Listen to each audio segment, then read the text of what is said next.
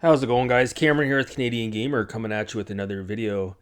This is part of a new series of mine. We're going to refer to it as the video game Tombstone Series. And what I'd like to do is cover a lot of the video game consoles from yesteryear that have, fallen, the wayside, whether it have been from financial ruins or difficulties or bad business decisions, or perhaps poor marketing practices that led to a console's demise. So it should be interesting. I'll try to put out maybe one video every month or every couple of months in this series. And so I'd like to, again, cover a lot of the older consoles from yesteryear and also some of the current consoles that may not have met their demise yet, but they could be knocking on death's door. So that's basically what we're going to discuss today.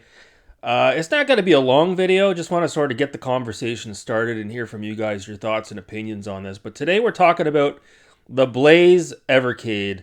Oh, God. Now, where do we even begin with this thing? So, for those of you who are not in the know, the Evercade is very similar to the Intellivision Amico. The only difference is this console actually came out.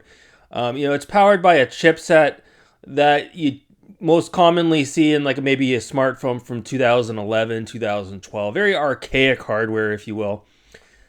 So Blaze is situated in the UK, and their products, for the most part, you can't really buy them at a mom and pop outlet. You got to order the stuff online unless you go to a boutique store. That was until recently, and we'll get to that in just a few minutes. So, yeah, it's basically a retro console for the filthy casual. And what you could do is you can buy these cartridges, physical carts, right? The size of a cigarette pack. The build quality of a Kinder Surprise. There's been so many widespread reports of quality control issues with regards to these carts.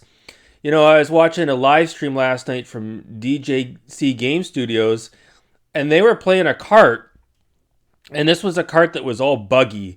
And one of the games, if you paused the game, let's say you paused it for 30 seconds, when you resumed your game, the game would speed up rapidly for X amount of seconds to try to get caught up, depending on how long you had the game paused for, if you can even wrap your head around that. If you had the game paused for a minute, then when you unpaused it, it would speed up for longer. It would be like really, really, really, really fast for like 10 seconds or 15 seconds. And then again, if you paused the game for 5 minutes and then you unpaused it, the game would resume and it would be super fast for like 30 seconds or 35 seconds or 40 seconds. Really bizarre stuff. If I were a consumer and I was, committed to these carts and this console and I was seeing glitches like this that were not getting resolved or addressed by Blaze, I would be extremely pissed off. We also had the incident that happened just before Christmas. Blaze allegedly had a boat shipment stolen from under their rug. Someone hijacked a huge submarine or a boat in the Indian Ocean, and they stole millions of dollars of inventory of the new Blaze, whatever it's called, EXP console that's soon to be released if it hasn't been released already. I don't know anybody that owns the Evercade outside of DJC Game Studios and the shill himself, the guy who loves to shill the Evercade for the North American market, PK in the universe. I know he has a Blaze Evercade as well. I don't know if he has invested stock in the company as to why he's shilling so hard for this thing. I have no idea. You'll have to ask him. But again, I don't know anybody that has this thing. There was a boutique store in my area that was selling Evercade carts right in the store, and they no longer sell them. I went in recently, and they no longer sell Evercade carts. They probably weren't moving. Every time I went in there, it was just like you could run your finger along the top of the cart. There was so much dust accumulating.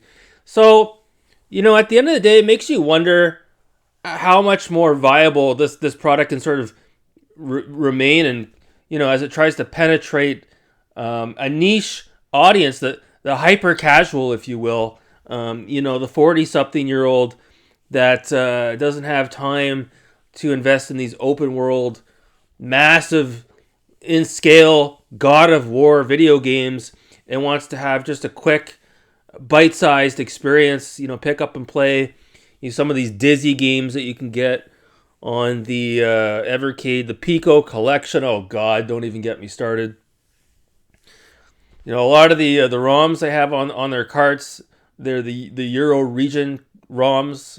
Instead of Top Gear, they're giving you Top Racer, and it's my understanding they might even be running at 50 megahertz instead of 60. So yeah, you're running that on a modern TV, an NTSC, a modern North American TV. You're gonna have issues with your refresh rate, right? So, but yeah, all that being said, this thing is not hot. It's dead in the water. It's on life support.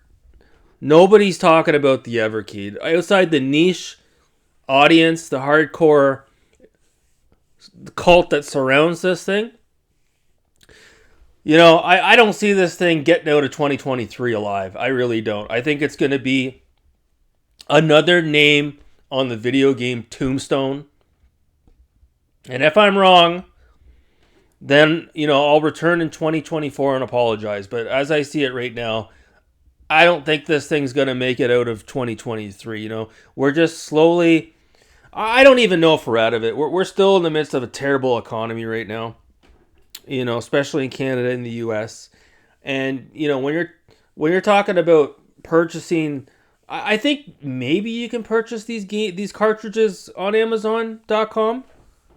But even still, in this economy, you got to be really careful with what it is that you're purchasing. You know what I mean? You got to really think twice about what you're purchasing. So, yeah, no, it wouldn't make sense if you had to order these games directly from Blaze and take it up the ass for shipping and handling overseas. So it's my understanding, I think you can definitely order from... They must have some sort of a warehouse or a shipping and receiving department in North America where they ship these games out locally. I would imagine, but... Yeah, all that being said, like I said, the Blaze Evercade, it's almost a miracle that it has lasted this long. 4 years now. And man, oh man, if it, like I said, if it makes it to 2024, I would be shocked, especially in this economy. It's just a number of things that it doesn't have going for it. It's got archaic hardware within these consoles, shitty games too, shitty compilation packs, games that are glitched up, that aren't faithful to the originals. Oh man, where do you even begin with this thing? So yeah, I don't know. I'm not feeling it. I don't think this thing's gonna see the light of day, 2024. What are your thoughts? Leave it in the comments below. Do you think the Blaze Evercade will live on to see 2024, or do you think this thing is dead in the water? Leave it in the comments below. That's gonna do it for this inaugural episode of the Tombstone video game series.